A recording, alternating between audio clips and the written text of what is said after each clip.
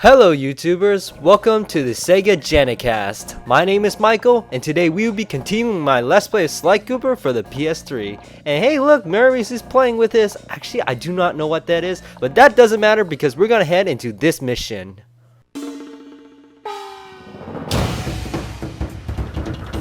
The road trip gave me the time I needed to study up on the Panda King.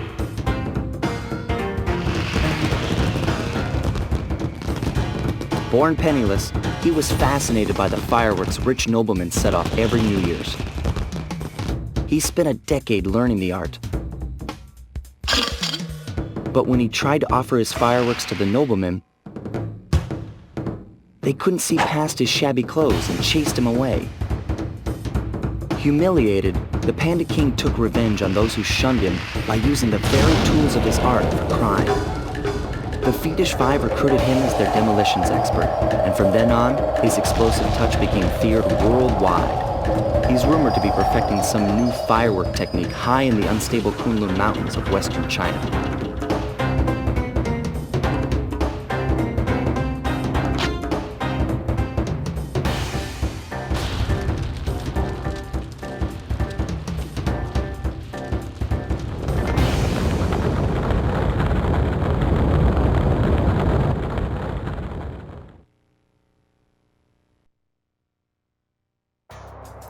Man, Marius has some serious balls in order to drive on top of the Great Wall of China like that. But yes, here we are in the Panda King stage, and isn't that the most stereotypical name you've ever heard for a character in this world? Kung Pao. Oh my goodness, that's so screwed up. You might as well just make him, instead of a monkey like that, you should have made him more like a chicken, so you can name it like Kung Pao Chicken, you know, whatever. That's so messed up because I'm Asian myself, so technically this game's being a little bit racist to me in a way. But yeah, oh yeah, here's my favorite enemy in this game, Andre. Now you want to know why? Did you see that little kid on the seesaw? Well, I'm assuming that's his son. So Andre here is the most abusive father that you've ever seen. Would you look at that? A fireworks show! Oh my gosh, that's awful! That poor village just got buried in freezing snow! The rocket came from that giant statue, and you can bet the Panda King lit the fuse. I've got to find my way up there and fast before that lunatic squashes another town. Yeah, that's a pretty messed up thing for the Panda King to do, but to be honest, I pity the fool because I think you saw that cutscene and he had like a really bad childhood by being rejected and all that stuff, and that's what I really like about the bosses in this game. Okay, let's take care of abusive father number 2 here. Like Mugshot and Miss Ruby, they were like all rejected and when they were younger and stuff like that, and you know, I feel really sorry for them because of that. Now okay, let's just press the circle button here, and man, look at how fast these icicles form. Do you see that? My goodness, man. It's either that this place is really freaking cold that it makes the icicles form that fast, or it's just simply these icicles have it for me. But whatever the case may be, just simply wait till those icicles drop and then cross over and you should be fine. And look at what we got here! Why not have one abusive father when you can have 2 abusive fathers attacking you at the same time? I mean, double the abusive power, everybody! No, that's pretty screwed up. And what really screws around with my head even more is that the fact they're actually named Andre. I mean, out of all the names you could have picked for an abusive father, you picked Andre. I mean, that's so screwed up. But I digress. Anyways, yes, I absolutely love this stage because of its fireworks and all this kind of stuff. You know, you need to use these fireworks in order to progress from one stage to another. Although, you know, for a Chinese-based level, they're actually missing a very important type of firework in this game, which really saddens me, which is firecrackers. That's what China's known for. They're known for their firecrackers, and yeah, it's pretty sad not to see any one of those in this game. Not that it detracts from the experience in any way, but I certainly would have loved to see those things in this game. Although I can't think of any useful platforming mechanic that you can use with firecrackers with the top of my head, but I'm pretty sure a creative team like Sucker Punch probably would have known what to do with it.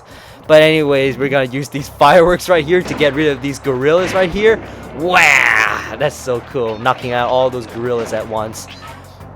And man, these fireworks are super destructive and they're super scary. I mean, imagine if you had one of those in real life, and you know, I mean, what if you messed up the trajectory of one of these kind of fireworks and aimed it directly at your house? Well, then half of your house is gone in a millisecond. And that would have been pretty screwed up. And thank goodness they're not that powerful. So let's get rid of Kung Pao right here. Seriously, that name is so screwed up. You can't get through the security gate without one of the Panda King's treasure keys. There's one over there, but it's heavily guarded. One key coming up. Oh, I love the way Sly delivers that line. It's so freaking cool.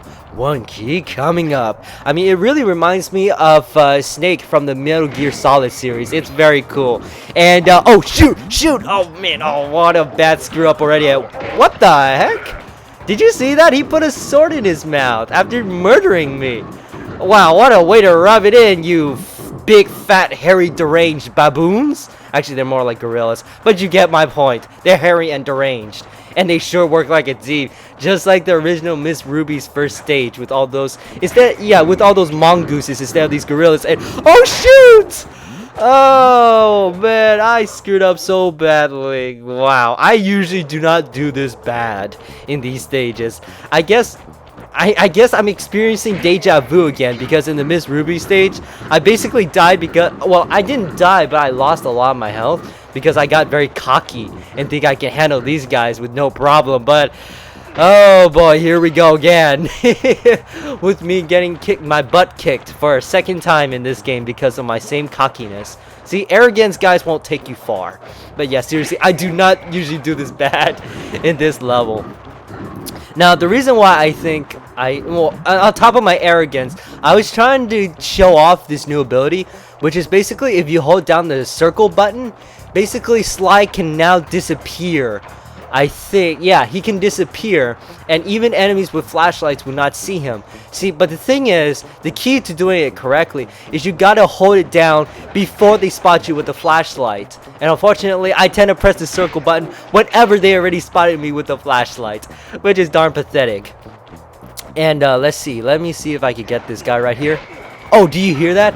Whenever these guards whistle, that means another one of these enemies is gonna come to the spot where you killed him. But that shouldn't be a problem because now I got rid of all these gorillas right here. So now I'm just gonna collect these clue balls right here and get this treasure key.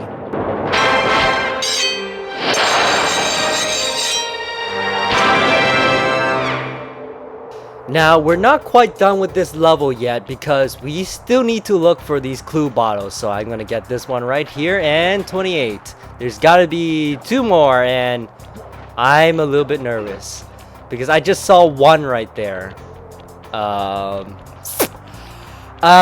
Usually I hate this because like when you're looking for your last clue bottle, it's like looking for a needle in a haystack and you never actually know whether it's actually right next to you at the corner of your eye or it's all the way at the beginning of this level.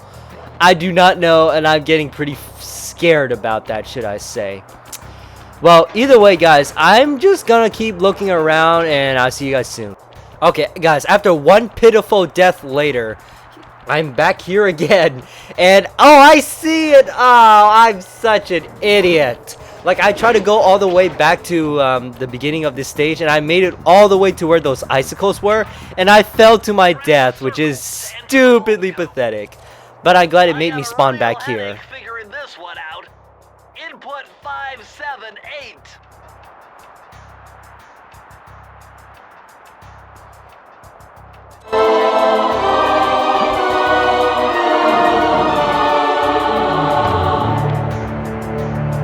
This just gets better and better.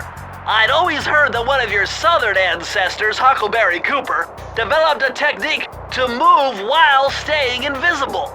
Hold down the circle button to turn invisible, Then move around with the left analog stick.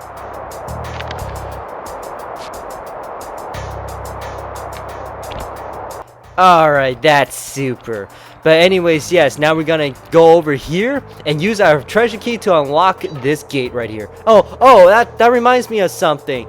You notice how all these treasure keys look identical to each other? Like, for say, like, Sir Raleigh's treasure keys looks the same as the Penny King's treasure key.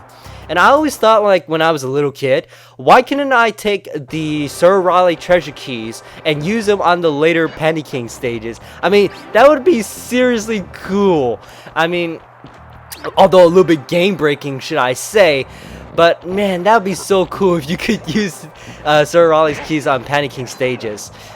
But hey, that's when Game Shark comes in and saves the day. Nice job breaking into the Panda King's compound. I think I figured out a way to get to the top of that giant statue. But unfortunately, it's obstructed by this reinforced ceiling hatch. No problem. They seem to have plenty of firepower around here. I'll just have to find a few more treasure keys to get at it. Now, I've always found that idea pretty dumb. Because, do you see those fireworks have fuses underneath them? You just take a match and light them and everything will be just fine and dandy. But no. This is a video game we're talking about here. Murray's all fired up to make the run for the key. While on the blasting station, use the left analog stick to aim and the square button to fire. Right on. I'll keep him covered. And you know I'm going to do a dang fine good job of covering Murray because you guys know how trigger happy I can be because I grin it and bear it. But yes, I absolutely love these shooting stages in the Penny King's world because they took the same shooting mechanic that's in the original mugshot stages, but they replaced it with a few key differences, which is obviously this place takes place in China.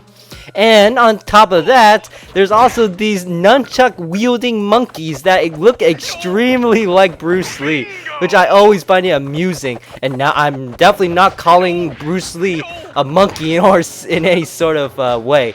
But yeah, let's just get rid of these Bruce Lee wannabes right here. And the funny thing I always find about these monkeys is that they bring a nunchuck to a gunfight, as you're gonna see right here. I know you're in there. Pow! Got him. And obviously there's gonna be one right there. I know you're coming. Come out. There you go. Yeah, that's fantastic. Yeah, that's yeah, nice to know, Murray.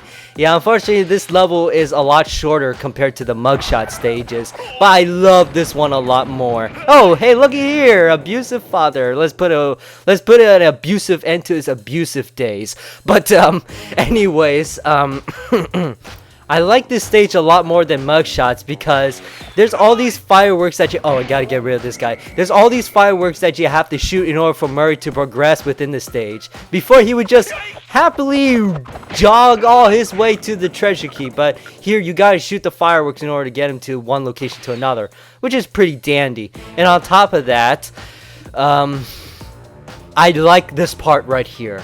Although, I do not like Murray's stupidity right here. Now, what he basically did is that he tripped an alarm, and then now all these monkeys are coming after us. And what we gotta do is, well, duh, we gotta get rid of them before they make a shish kebab out of Murray by throwing their nasty little swords at him.